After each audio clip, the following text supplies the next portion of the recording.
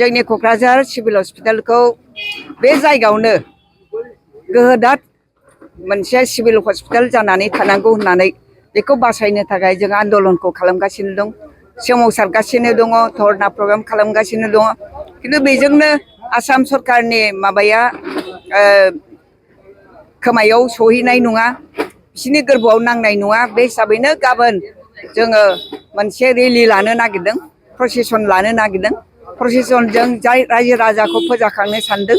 बेखायनो रायजो राजा नोंथांमोन, जोंनि सिभिल हस्पिटाला जोंनि पुर्ब पुरुष रुपनाथ ब्रह्म बिथाङा दानानै गालांनाय, गायसननानै गालांनाय बे सिभिल हस्पिटाल, बेवहायनो गोरिब दुखि बयबो सिकित्सा लानो थाखाय खाबु मोनो। बेखौ थिखांनानै लाङोबा मेडिकेल कलेजाव थांनांबा जोङो माने हाफा मुवा जाहैगोन। बे हिसाबैनो मेडिकेल कलेजा मोनसे एक्सट्रा अनुस्थान, बेयो मोनसे गोदार अनुस्थान जानांगौ। बिनि बायरा जिरा मेसिनखौ लांनानै बेवहाय मेडिकेल कलेज सालायनाय दिन्थिफ्लायोबा बे मेडिकेल कलेजाबो आबुं मोनसे मेडिकेल कलेज जानाय नङा।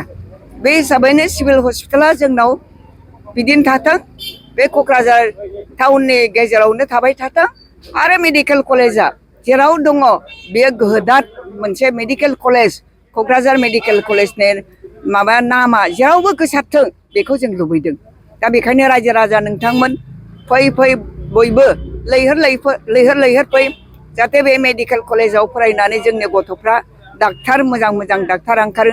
आरो बे सिभिल हस्पिटालाव जोंहा गोरिब गुन्द्रा सुबुंफ्रा जाहाथे खम फैसायावनो, खम थाखाजोंनो सिकित्साखौ मोनो, सिकित्सा मोननायनि बेब'स्थाया अराय सम थाबाय थायो। बिनि थाखाय जोंहा सरकारनि बिरोधाया जों जांख्रिखांनांगोन। बेखायनो जों बे सानै साथामजों जांख्रिखांबाथ' जानाय नङा। रायजो राजानो लैहोर फैयोब्ला आसाम सरकारा थखनसो माने एसे जांख्रिखांगोन आरोखि। बेखायनो नोंथांमोननि क'अपारेसनखौ लुबैनानै आं खावलायहरबाय, नोंथांमोना बयबो फैदो, लैहोर फै। 10थानिफ्राय जागायजेनगोन प्रसेसना, 10थानिफ्राय जागायनानै डिसि अफिससिम थांगोन। डिसि अफिसाव थांनानै जों गभर्नरनो जोंनि बे दा जालाखार बिलाखार जानायखौ जोङो फोरमायनो नागिरदों। बेजों लोगोसे मुख्यमन्त्रिनोबो, चिफ मिनिस्टारनोबो हरगोन एखे लगेनो। दा बिथांमोनहा मा मेसेज हरो बेखौबो जों साननैसो नेगोन। बिनि उनाव आरोबाव जों नेनानै थानो हायाबाथाय प्रग्रामखौ लाबाय थालांगोन।